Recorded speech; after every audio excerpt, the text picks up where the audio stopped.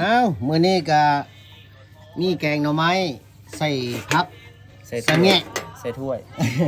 แล้วกับปิ้งปลาปาก อันนี้ปลาปากตายบ่แม่นปลาปากเป็นตอนหับอาจารย์แถวค่ำกองมาไล่นักห้องเจ้าของผลงานเพลง สิตายน้ำสาวจำน้อย สิตายน้ำสาวสำน้อย เพลงใหม่ออกใหม่ๆมัดๆพี่น้องเอ้ยถือว่าเฮาก็ได้ไปถ่ายไปถ่ายลิปซิงเพลงให้เพิ่นอยู่หาดทางลงบรรฮีถือว่ามื้อรอบนี้อาสาเป็นตากล้องแล้วก็อย่างตัดต่อในซ่องของตัว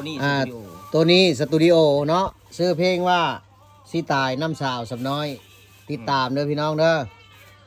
สิมีเพลงใหม่ๆออกมาถือว่าเพื่อนได้ห้องนี่ห้องใส่เพื่อที่ว่าคนผู้เฒ่าหัวงูถูกมือนี่เลยพี่น้องเอาถือว่ากินปิ้งปลาแซ่บๆก่อนพี่น้องเลยนี่กับแกงหน่อไม้ไล่บ้านเฮานี่อยู่ที่ตูบคนมีเวลาบ่มีหยังให้ต้อนรับเพิ่นเนาะ